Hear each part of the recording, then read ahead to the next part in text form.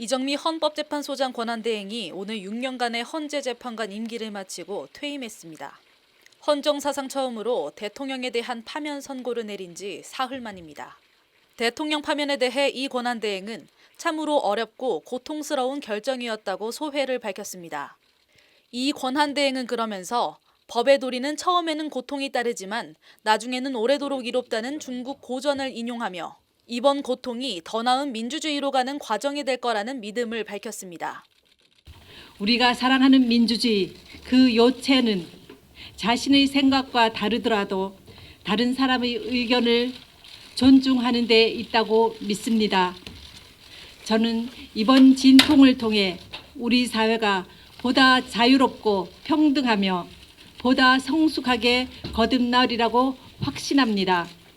이제는 분열과 반목을 떨쳐내고 서로 껴안고 화합과 상생하길 간절히 바랍니다.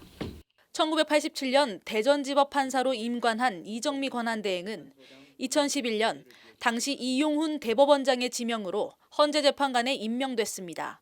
49살, 사상 최연소의 여자 재판관, 거기다 서울대 법대 출신이 아닌 헌재재판관. 이 권한대행의 헌재재판관 6년은 쉽지 않았을 것입니다. 거기다 다룬 사건도 통합진보당 해산, 김영란법 합헌, 간통죄 합헌 결정 등 하나하나가 정치, 경제, 사회적으로 엄청난 무게와 파장을 가진 판결들입니다. 헌법재판관이라는 자리는 부족한 저에게는 참으로 막중하고 무거웠습니다. 고요하고 평화롭기만 해 보이는 그 자리가 실은 폭풍우 치는 바다의 한가운데였습니다. 또한 여성 재판관에 대해 우리 사회의 소수자와 여성이 기대하는 바도 잘 알고 있었습니다.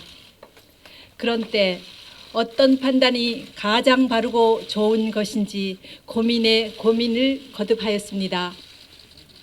저의 그런 고민이 좋은 결정으로서 열매 맺었기를 바랄 뿐입니다.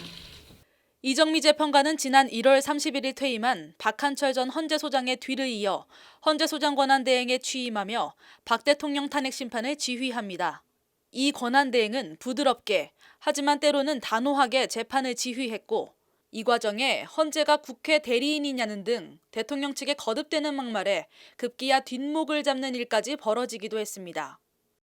그 피청구인 대리인께서 말씀하신 이외에는 절차에 대해서 특별한 이의가 없으셨습니다.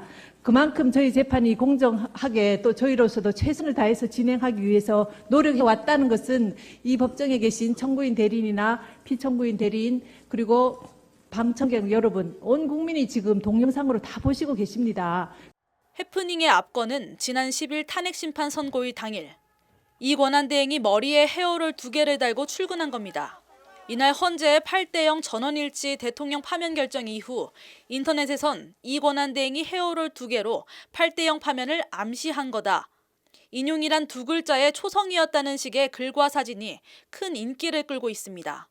의도하고 나온 것 같거든요. 그 머리로를 세월호 때도 박근혜 대통령이 머리로 단장으로 늦게 나오는 걸 약간 비꼬는 듯한 그런 느낌이 들었고 바쁜 와중에도 자기는 이렇게 나왔다는 걸 어필하고 싶었던 것 같습니다.